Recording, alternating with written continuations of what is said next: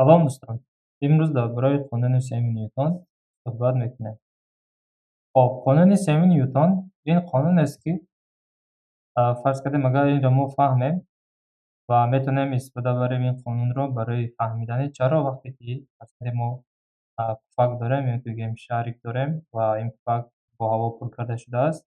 Вақте ки таҳони ин пуфакро сар медиҳем, аз рӯи таҷрибаи ҳаррӯзина медонем, ки ин пуфак чӣ кор мекунад? Яъне ба ҳаракат кардан сар мекунад. Яъне агар дар ин ҳолат омудан нигоҳ дорем, вақте ки сар медиҳем пуфакро, яъне пуфак ба боло чӣ кор мекунад? Парвоз карданро сар мекунад. Хоб, ва ин аслан агар инро мо фаҳмем, мо айнан метавонем фаҳмида, ки чаро киштии кайҳонӣ яъне тарзи парвози киштии кайҳониро метавонем фаҳмем. Яъне айнан принсипи яххела чӣ хеле ки дар ин ҷо аст, айнан ҳамон принсипро дар ин ҷо чӣ кор мекунад? Кор мекунад. Яъне ҳамон принсипро истифода мебарем. Хоб, боз мисолҳо бисёранд баъдтар дар давоми дарс мо он мисолҳоро нишон медиҳем. Яъне ки истифодаи қонуни сеюми Ньютон яз бениҳоят зарури аст. Хоб, анакнун биёед аввал ба таърифи ин қонун гузарем. Қонуни сеюми Ньютон чӣ мегӯяд? Қонуни сеюми Ньютон мегӯяд, ки қувваҳое, ки бо онҳо ду ҷисм ба якдигар таъсир мекунанд, аз рӯи ҳамон як хат равон буда, қиматҳои мутлақи баробар, вале самтҳои муқобил доранд. Хоб, ин ҷумла шояд ки нофаҳмо бошад. Биёед барои фаҳмидани ин ба чунин мисол нигоҳ кунем. Фарз кардем, ки чунин ҳолат дорем.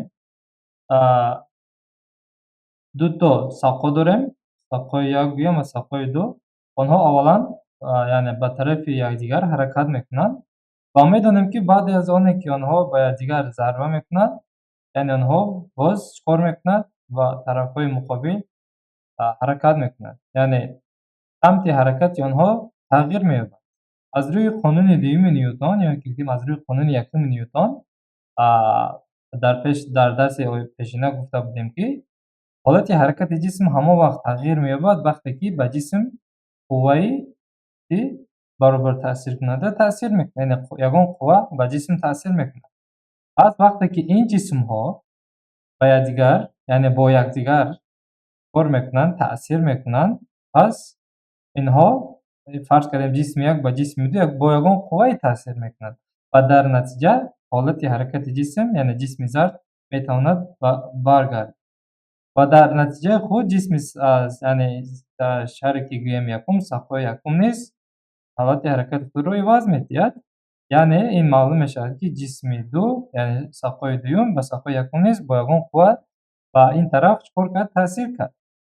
Хоб, анакнун аз рӯи қонуни сеюми Ньютон ҷисмҳо чӣ кор мекунанд? Яъне ду ҷисм бо якдигар таъсир мекунанд ва онҳо ба якдигар бо қувваи якхела, ки қувваи қиматашон якхела. Фарз кардем, ки сақои ду ва сақои як бо чунин қувва таъсир мекунад.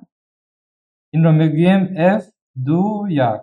Яъне сақои ду ба сақои як таъсир мекунад ба тарафи чап. Аз ин лиҳоз сақои якум чӣ кор мекунад? Самти ҳаракатро иваз мекунад. Ва дар натиҷа ин ду қувваҳо дар хати якхела дар як хат мехобанд ва самти муқобил доранд. Яъне ки ин қувва мешавад қувва аз тарафи сақои як ба сақои ду. Хоб, чӣ хеле ки мебинем, ин ду қувваҳо дар ҳақиқат чӣ ҳастанд? Муқобили якдигар равонанд ва аз рӯи як хат, яъне дар рӯи як хат мехобанд. Ва аз рӯи ин қонун метавонем нависем, ки F1-2 баробар аст ба F2-1.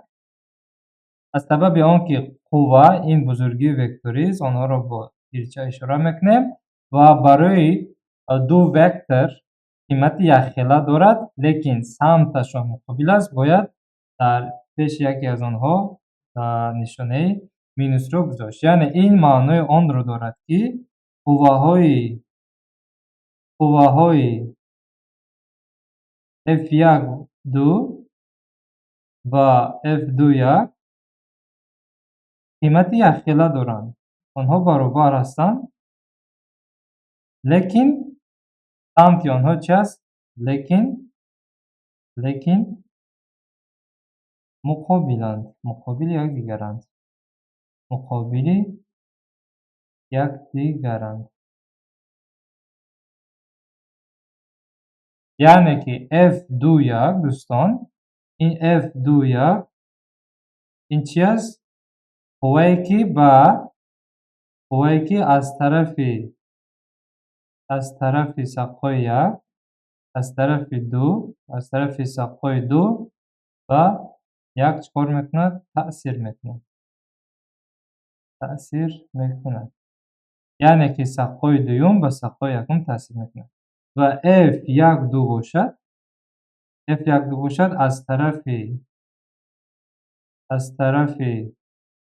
як, яъне аз тарафи сақҳои як ба сақҳои ду. ба сақҳои ду чикор мекунад? таъсир мекунад. ин аст дӯстон қонуни сеюми Ньютон, яъне ки қувваҳо, яъне ду ҷисм ба якдигар чунон таъсир мекунанд, ки онҳо бо қувваҳои якхела таъсир мекунанд, лекин ин қувваҳо ба якдигар чи ҳастанд? Муқобил ҳастанд. вале онҳо қимати якхела доранд. фарз кардем, агар F12 масалан мисол гӯем, F21 агар 100 Ньютон бошад, фарз кардем ба тарафи чап, ва F12 мешавад минуси 100 Ньютон. яъне ин минус маънои онро дорад, ки F12 муқобили F21. тамом дӯстон. ин аст қонуни сеюми Ньютон. анакнун биёед ин қонунро истифода бурда чунин ҳолатҳоро фаҳмонем. фарз кардем якум ҳолат, дар ин ҷо мо як пӯфак дорем, ё ин ки шарик дорем, ва ин пӯфаки мо бо ҳаво пур карда шудааст, ва даҳони ин пӯфакро мекушоем. вақте ки даҳони пӯфакро мекушоем, аз дохил газ, яъне ҳаво кор мекунад, ҳаво берун мебарад. яъне ки гӯем ки фарз кардем пӯфак ҳаворо берун чикор мекунад? Тела мекунад. яъне ҳаво берун мебарад. ин мешавад F21 гӯем. фарз кардем шарикро мо ҳамчун ҷисми ду мегирем ва ҳаворо бошад ҳамчун ҷисми як. ва дар натиҷа аз рӯи қонуни сеюми Ньютон гуфтем, ки ҷисмҳо бо якдигар чунон таъсир мекунанд, ки қувваҳо баробаранд, лекин ба самти муқобил равонанд. вақте ки пӯфак, яъне ҳаворо бо чунин қувва таъсир мекунад, яъне тела мекунад, дар натиҷа ҳаво низ ба ин пӯфак чикор мекунад? Бо қувваи муқобил, яъне ба боло, яъне чунон таъсир мекунад, ки ин қувва муқобил аст, лекин қимати онҳо чи аст? Баробар аст. пас аз ин лиҳоз ин шарик чикор мекунад? Ба боло парвоз мекунад. агар фарз кардем шарикро амудан, яъне омудани уфуқӣ нигоҳ дорем, пас шарик метавонад ба тарафи чап, ба тарафи рост ҳаракат кунад. айнан чунин принсипро истифода бурда мо метавонем сабаби ҳаракати киштиҳои кайҳониро, ё ин ки ракетаҳоро гӯем, фаҳмонем. киштии кайҳонӣ чӣ дорад? киштии кайҳонӣ бисёр моеъи сӯзишворӣ дорад гӯем.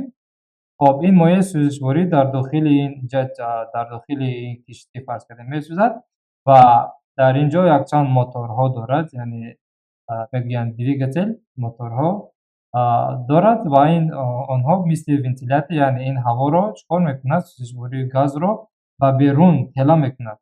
вақте ки ин сӯзишвориҳоро ба берун тела мекунад киштии кайҳонӣ, гуфтем бо ягон қувваи F21 таъсир мекунад ба ин сӯзишвории газ, пас дар натиҷа ин газ ба киштии кайҳонӣ ба қувваи ягон F12 таъсир мекунад ба боло, ва аз ин лиҳоз киштии кайҳонӣ чикор мекунад?